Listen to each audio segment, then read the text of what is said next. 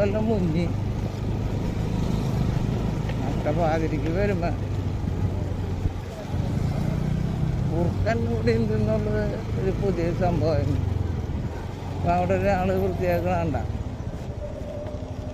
അവിടെ വലിയ കുഴിയായിക്കോട്ടെ, ഏത് കുഴിയിലാണ് ചാടിക്കുന്നതെന്നാണ് ആലോചിക്കുന്നത്. നാളുകാരെ